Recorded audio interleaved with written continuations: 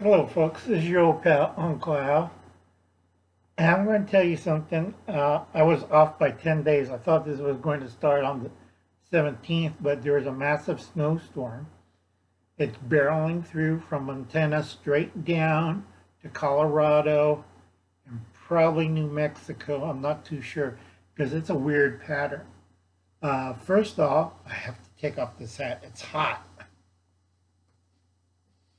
All right. You will not believe how hot it has been today. Today is Labor Day, September the 7th, 2020. We had our first snowfall. It hit Bear Lodge Pass in Montana. My friends argue with me. It isn't 250 feet. I had to move the decimal point again. I had to take this off. It's too hot and I'm starting to choke. This isn't very important. Okay, I thought we had until the 17th of August. 17th of September. But things goofed up and I moved the decimal point again. My friend showed it on me. I had it a couple of notches the other way and it's supposed to be this way. And instead of 25 feet of snow, it's 2.5 inches. Excuse me. Uncle Alan's old and he has 2 strokes and my brains don't work that good anymore. Anyway, this is the first one of Prepping 101. I have a section of playlist called Prepping If You're Stupid or Broke or Poor. I can't remember, but this is for Anna Lee Brown. Because I did a video recently for Steve, of course, our trainer, and LA Prepper.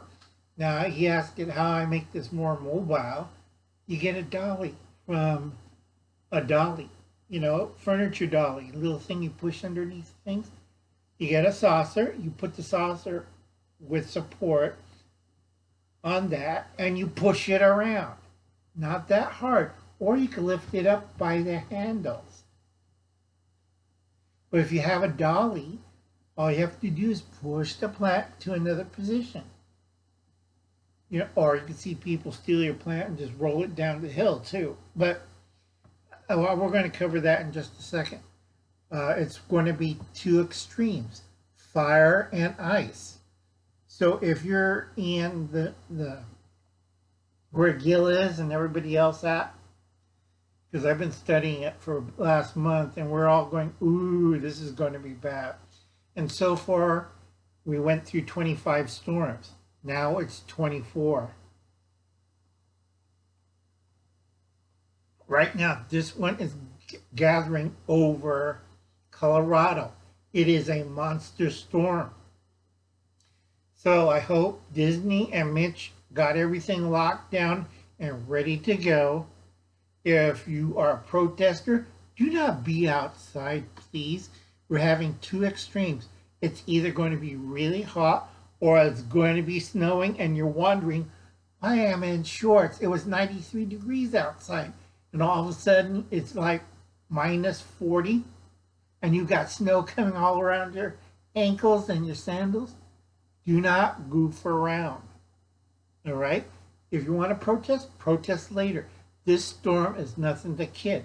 It is barreling down to Colorado.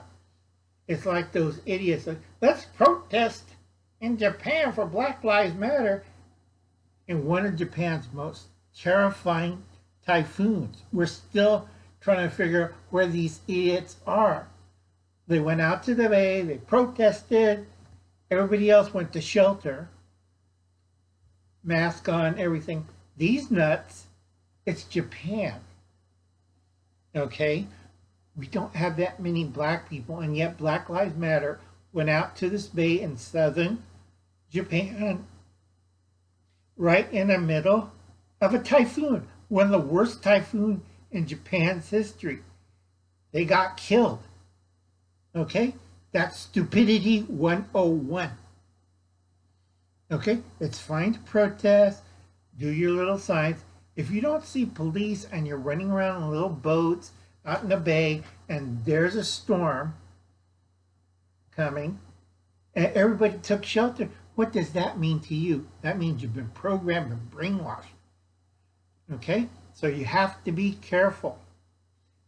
This week until the 13th or the 17th, I've been counting these storms, and it's like if you're from Montana heading east, dear Lord. Now on the west coast, we're going to have a few showers, and that's normal for Oregon and Washington. We're going to have a few rainstorms, and it'll be sunny, nice weather, and more rainstorms. And nothing like this that's hitting Montana straight on down. Now, maybe some of it will hit Idaho, some of it hit Nevada, some of it hit Utah, especially Utah. I don't know what you guys did, but I think God's mad at you. Okay, now for Anna Lee Brown, 25 survival vegetables that you grow in an apartment, small space, or trailer. This is for Anna Lee Brown, and I think northeastern Ohio nurse. Okay. Easiest to do, everybody could do it. Grow sprouts or microgreens. I showed you in a lot of videos. You grow them in jars. You grow them in trays. Tyler even do it planting in dirt. You don't need the dirt. All right. There's a coconut mesh, same thing they use in swamp coolers, that you can buy, put it in trays, add a little, grow paper on it, and boom, you got fresh microgreens. It's not rocket science, folks. Number 2, there's several varieties of tomatoes. See, if you know tomatoes, you could grow them inside. I don't, because I don't have that much room. And 2, one time I had a tomato plant last for 25 years inside. You have to maintain it. It's a nightshade, and you have to be very careful. It produces tomatoes for 25 years. Same pot, same environment. The trouble is you have to be careful of dust mites, a few other bugs and stuff. But if you get the balance of moisture, light, and control, you can have tomatoes all year round. Chives, that's number 3. Chives is the easiest one to grow. You get a pot. Okay, now chives is a bunch plant. So you can put a whole bunch of seeds in here and it'll grow chives. This whole thing will be covered in chives. Problem with chives is they demand nutrients. And 2, you have to leave no gathering. If you put too much space, if you leave this much space in it, you're going to kill your chives. It has to be almost flush to the top. Okay, almost. So you have to be careful with it. And once you get going, chives is the easiest thing you can grow in the house. Okay, I have it outside because I do not want, again, eat this much chives. I was growing it for a friend of mine who had a restaurant, and he said my chives are the best, better than what he gets at the market. I told him I have to quit because it takes a lot of time and work, and I was getting tired. Number 4, parsley. He also bought parsley from me. I had 2 different kinds. I had regular parsley and I had Italian parsley. You could also do cilantro. Easy to grow. It's not rocket science, folks. You put it in a pot. Because parsley is an individual, but it's a cluster plant. So you could put in a 5-gallon bucket 3 of them. And they'll survive. They'll intermingle. You have to understand your plants. Green onions. Everybody who gardens, you buy a bunch of green onions, clip off that much from the bottom, put them in water, and let them grow. Okay, once they're rooted out, it was on Diane Canning Nana. She was doing it. She was growing onions. So you do that. You clip it off. You use the tops and everything. You clip. At one time, I had 130 clipped off bottoms in my boxes. I was growing green onions out of my skull. Okay, it's easy to do. Garlic. Now I have to warn people on garlic. Okay, it has to be a longer bed. If you're doing it in pots, it depends on the species of garlic. Now, in a 5-gallon one, I could put in a cluster. Now, garlic's good for clustering. Other plants are not. So know your plant. And garlic in a 5-gallon pot takes 2 years to grow. And a lot of people look at me like, huh? This is why Uncle Alan has a headache, and this is why this is going to be long. Lettuce. You grow lettuce in a 5-gallon container. You have to be careful. Know what kind of lettuce you're growing. If it's a bib lettuce, it doesn't like to be crowded. Bigger the pot. Oh God, this hurts. Bigger the pot, bigger the head of lettuce. So if you have a tiny pot, or if you overcrowd the lettuce in the pot, you'll get a small head. Okay, watercress is one of the easiest ones to grow inside. I use a special mixture of perlite and vermiculture on a screen mesh bed, and it's on a long tray. One of the ends of the tray has a hole in it, has a plastic tube sticking out of it. It has a wing nut system so it locks into place so you don't have any leakage, and I cover it with a little bit of Flex Seal so it's waterproof. The water drains through the tube. If you get the perlite and vermiculture right, it should drain very slowly. If you goof up on the mixture, it'll drain real fast and the bucket overfills. So you keep doing it, and within 6 hours that bucket's full. You put a new bucket in underneath, same size, and you pour your nutrients onto the tray. You have to set the angle. You start at very low and you creep it up until you hit the perfect angle. This is going to take time, and you have to use Jenga blocks to move it up and down to the right position. Once you do it and you repeat the process of pouring in the water and replacing the same water over and over again, or you put a small pump, that's even better. But I like the gravity system because I'm old school. No power, just dump back and forth every 6 hours. Not a problem. Okay, you have to be careful with watercress seeds. They are very fine. So you start at the top and it'll drift down. It takes practice. It takes 2 years to get proficient, and you grow watercress nonstop for the rest of your life. It's that easy. Inside of an apartment, on a shelf. You know, it's not rocket science, folks.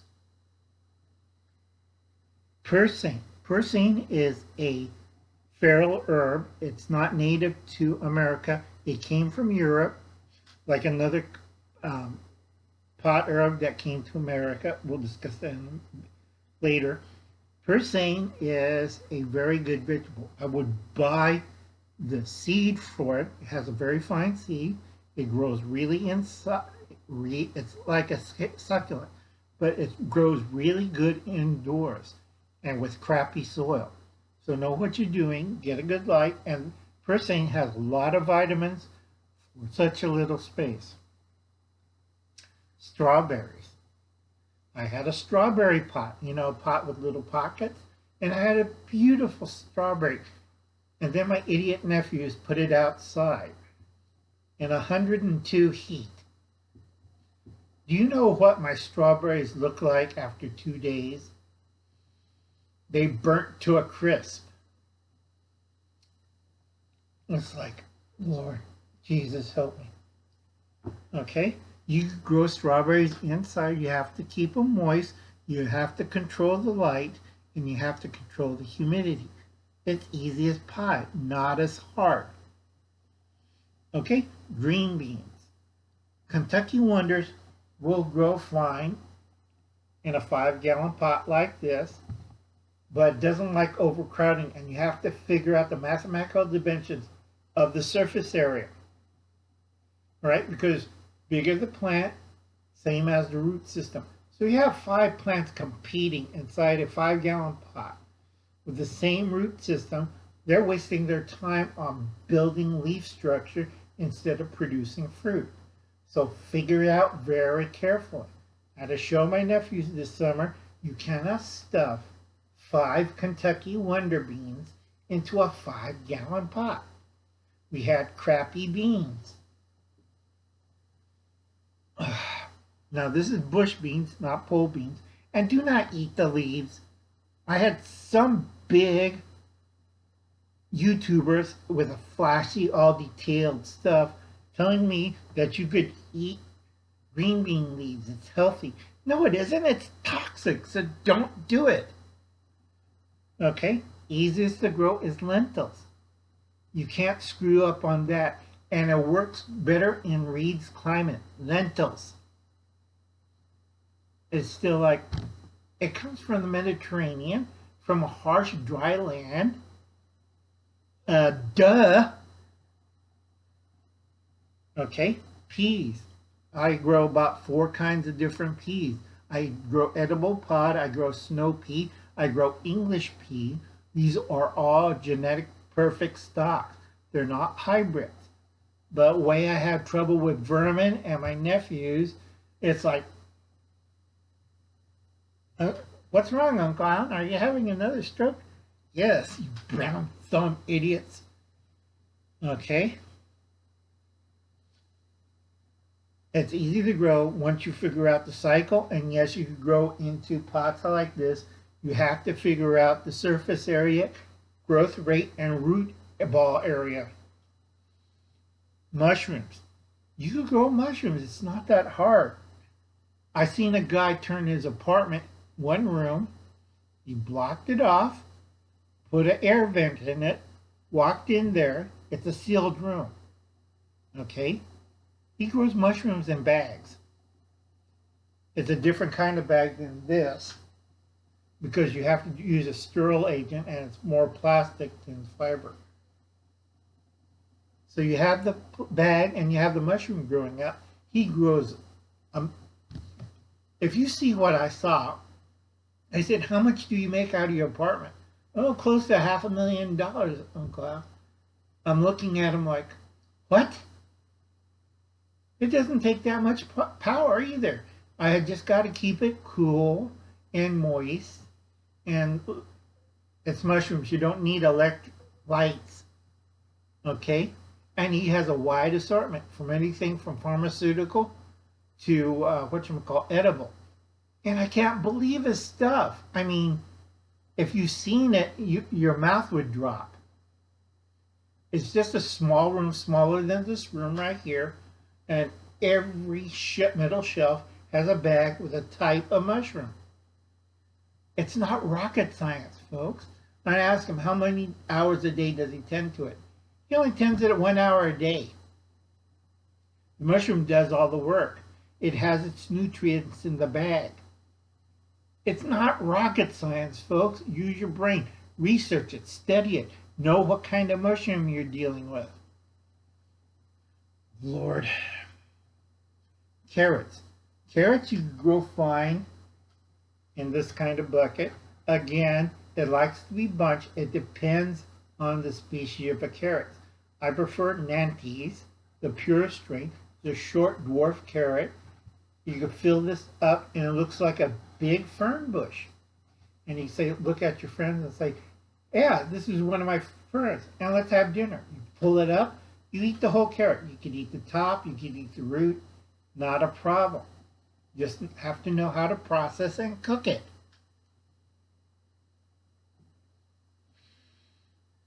Potatoes.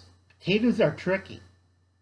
I live in a very hot and dry climate, so, and also my nephew's dogs, the Great Dane, chewed the hell out of potatoes. Okay, if I was in a different location, like when I grew up as a kid, not a problem. Grew potatoes out of your ears. That was no problem. But here down where my family is, it's like hell. 114 degrees. That boils the potato in the ground. So I had to switch to sweet potatoes and yams. I have no problems with those. I grow those fine. Every year, my third garden, the guy I hired to raise vegetables for me, has no problem. He has a good crop of them.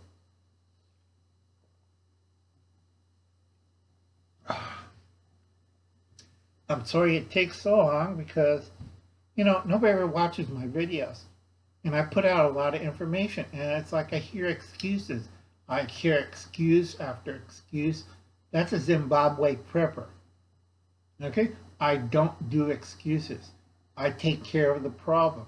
I think it out, I find a solution, and I'll take care of it. Okay. 20 is dandelions. That is not native to America. I have to drill this into people's head. It's called dandelion because it's the herb of lion's teeth. It's French. You can blame the French for this. It started out in Louisiana and spread throughout the New World. Okay?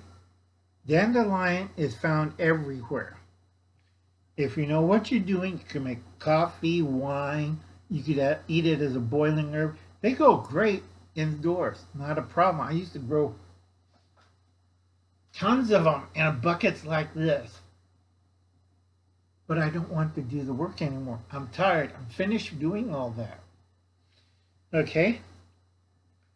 This one is a more... I like the fragrance and I like to make tea out. It's chamomile. Chamomile, if you know how to grow, one plant per pot. Okay, because chamomile will grow big. So it's one plant per pot, and you baby it carefully. If it's dwarfed out, that means you're not feeding it right or watering it right. I tell a lot of people, this is the first plant that you plant inside to test your skills. If you kill the chamomile plant, you're like my nephews, all with brown thumbs. Sunflowers. Sunflowers, there's different varieties. I always tell people you get not the tall, big-headed one, but they make a smaller variety, a field variety, that produces small heads, which are after the seed for oil. That's a whole another video, and that's going to give me a headache. Trying to explain to people, you could grow that type of sunflower seed. This would be good for Anthony, a palmetto prepared. Okay, because he grew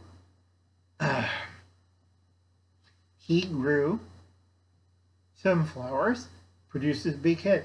Versus, this is a more natural state sunflower, because that's a genetic deviation. Sunflowers were small, scrawny plants. Okay? You grow one of these, one plant, and it produces multiple heads.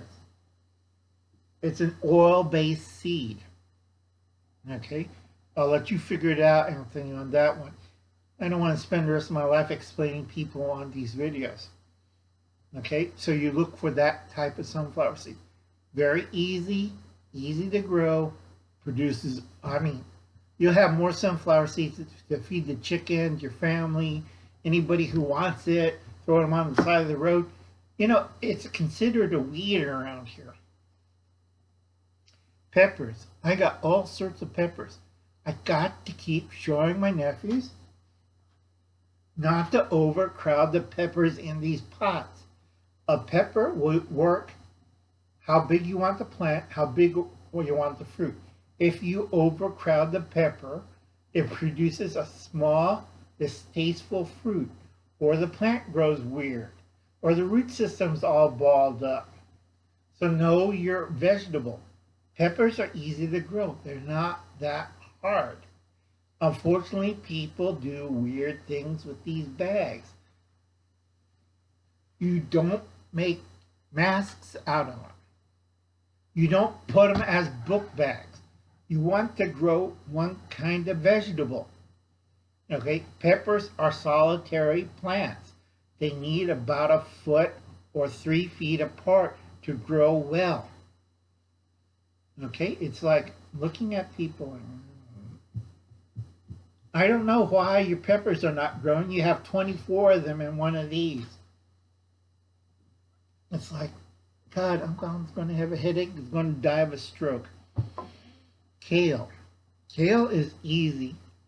Grows well in this kind of pots. Now, I have to warn about kale. It will bolt if it's too warm. Now, the last 3 I have to mention because I have seen people goof this one up so bad.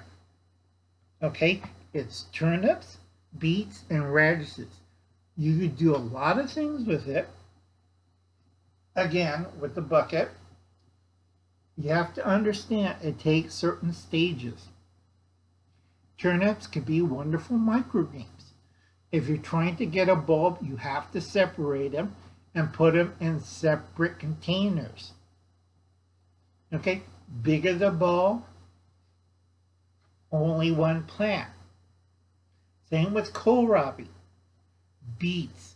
Beets are wonderful. You grow wonderful beets, size of my fist or bigger.